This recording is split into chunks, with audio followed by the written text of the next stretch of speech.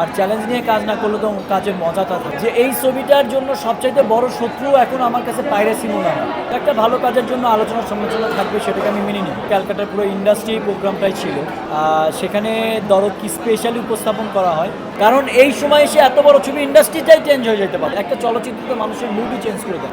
আসলে কালকে একটা স্পেশাল ডে ছিল আমাদের জন্য। আমি বলবো যে ক্যালকাটার পুরো ইন্ডাস্ট্রি প্রোগ্রামটাই ছিল, অলমোস্ট সবাই ছিল।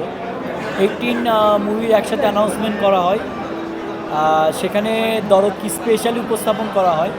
তো এটা আমার জন্য একটা স্পেশাল ডে ছিল।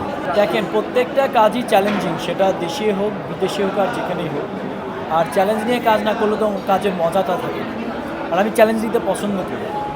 আমি এটা ভালোবাসা হিসেবেই দেখি। তারা ভালোবাসে দেখেই একটা গানের জন্য এত উদ্দীপনা। না, গান তো কত রিলিজ হচ্ছে, কোথায় সেটাগুলো নিয়ে তো কথা নেই। একটা ভালো কাজের জন্য আলোচনা সমালোচনা থাকবে, সেটাকে আমি মেনে নিই। না, সাকিব ভাইয়ের ওই কথাটা তো হয়েছে। সাকিব ভাই ওর আগে বলছে যে আমারও ওর প্রতি অনেক ক্ষোভ ছিল, সো আমার ক্ষোভটাও এখন নাই। কাজটা তো এটাই, দিন শেষে কাজটাই আপনাকে বাঁচায় রাখে। আসলে দেখেন, আপনারা হয়তোবা বুঝতে পারতেছেন, আপনারা নিজেরাও কালকে থেকে কিন্তু পুরো সিনারিওটাই চেঞ্জ হয়ে গেছে। আমি নিজে ফিল করতেছি আর 2 দিন পরে মনে হয় ঈদ, এরকম একটা ভাইবস কিন্তু চলচ্চিত্রের মধ্যে এসে গেছে। হলগুলো ধোয়া মোছার কাজ শুরু হয়েছে, সবাই নতুন করে সাজাচ্ছে।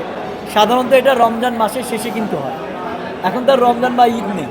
এই যে একটা মানে ব্যাপার, এটাই আমাকে প্লিজড করছে এবং আমি সবার প্রতি অনেক কৃতজ্ঞ যে আপনারা আমাদেরকে হেল্প করতেছেন। একটা কথা বলতে চাই যে এই যে চলচ্চিত্রটা রিলিজ হচ্ছে অনেকগুলো দেশে, এটা কিন্তু আমাদের দেশের বাজারটা বড় হচ্ছে, নতুন একটা বাজারের সৃষ্টি হচ্ছে। আপনাদের মাধ্যমে আমি সবার প্রতি একটাই রিকোয়েস্ট করব যে এই ছবিটার জন্য সবচাইতে বড় শত্রু এখন আমার কাছে পাইরেসি মনে হয়। তো আপনাদের মাধ্যমে আমি জানাইতে চাই যে পাইরেসিটা রোধ করার ব্যাপার, এটা দেশীয় একটা ব্যাপার।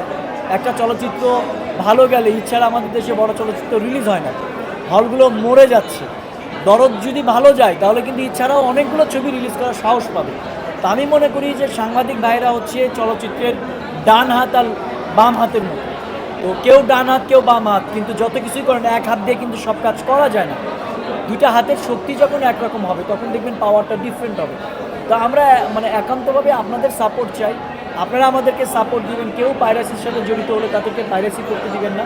তো ওই বললাম যে এটা আসলে অনেক বড় একটা বিষয়। এত বড় ক্যালকাটার ইন্ডাস্ট্রি, এতগুলো আর্টিস্টের সামনে আমাদেরকে যেভাবে ইন্ট্রোডিউস করানো হয়েছে, এটা আসলে অনেক বড় পাওয়ার লাইফে।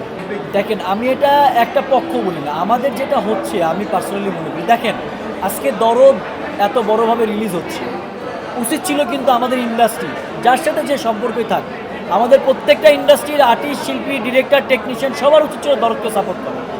কারণ এই সময় এসে এত বড় ছবি ইন্ডাস্ট্রিটাই চেঞ্জ হয়ে যেতে পারত। দেখেন, আপনি কারো মুখে কিন্তু কোনো কিছু নাই। তো আমি মনে করি পার্সোনালি, এখানে না কি হয়েছে, আপনার হাতে যদি একটা, আমি আজকে স্ট্যাটাসও দিয়েছি, আপনার কোম্পানিতে যদি একটা অ্যাওয়ার্ড দেওয়ার অনুষ্ঠান থাকে, আপনার যদি সোশ্যাল মিডিয়া রিলেটেড একটা বড় ওটিটি প্ল্যাটফর্ম থাকে, দেখবেন সবাইকে আপনার তেল মারবে।